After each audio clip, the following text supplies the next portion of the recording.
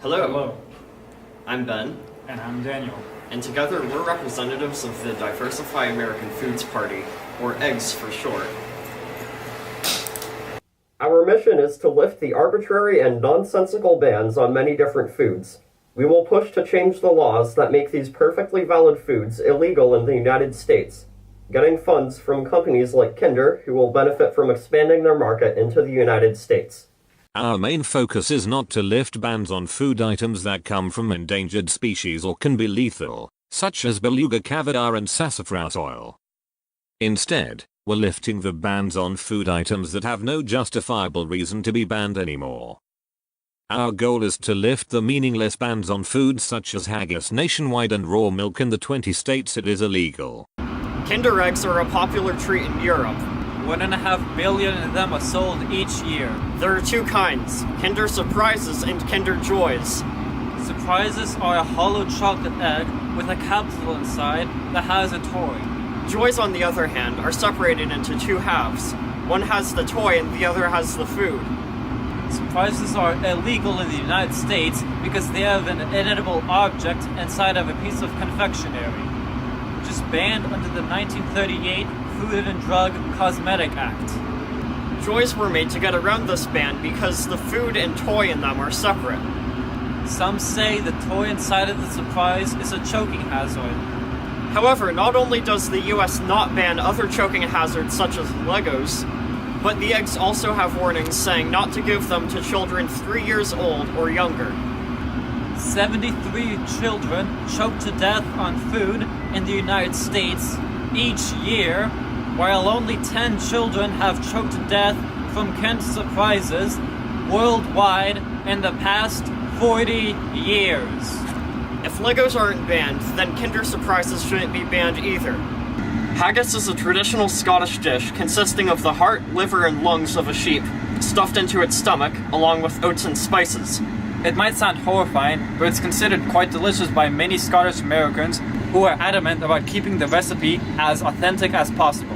This clashes with a 1971 ban that prevents the sale of animal lungs for human consumption out of concern that other fluids might leak into the lungs during preparation. However, the lungs are perfectly safe if handled carefully. The ban can be modified to allow for farms approved by the DOA to export sheep's lungs, allowing for original recipe haggis to be legally produced in America. Currently, it is illegal to transport raw milk across state lines, and additionally, it's illegal to sell raw milk at all in 20 states. The other 30 states have different restrictions on how you can obtain raw milk. 8 states require that raw milk is only obtained through cow share agreements, where a person or a group of people will milk the cow of another farmer for a small fine. 17 states only allow raw milk to be sold on the farm that produced it. The remaining 13 states allow raw milk to be sold in retail stores, including New Hampshire. Raw milk is perfectly fine. Many see it as a healthy alternative to pasteurized store milk. Prohibiting the sale of raw milk is rather pointless, and only serves to limit what people can consume. This is one reason we believe legalizing the sale of raw milk in any retail store in every state, or at least on farms, is a good idea. Some groups will oppose the introduction of new foods into American kitchens.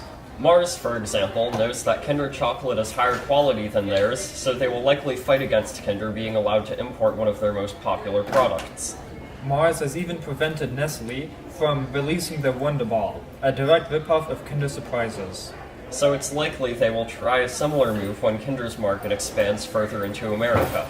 Bringing in more foods will help boost the economy and create jobs for people who bring in shipments of haggis and Kinder Surprises. Haggis, for example, can be served at Scottish restaurants and on Burns Day, and Kinder Surprises can be sold in any retail store, and especially on Easter. These new imported foods will boost trade between the countries supplying Kinder Surprises and haggis as well.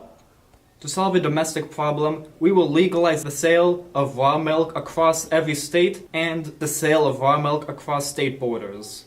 This act will greatly benefit small farmers who sell raw milk and will help bring raw milk to a wider audience. To solve a foreign problem, we will open up trade to include Kinder Surprises and Scottish haggis, which will make millions of people happier. Both of these will help the economies of all countries involved. To conclude, many foods are banned in the United States because of outdated or uneducated reasons and deserve to be eaten here. These pointless bans and restrictions only serve to limit the diversity of foods on our plate. Because America is a melting pot of the world cultures, its food should reflect that. To achieve this goal, we will have senators and congressmen push to legalize these foods.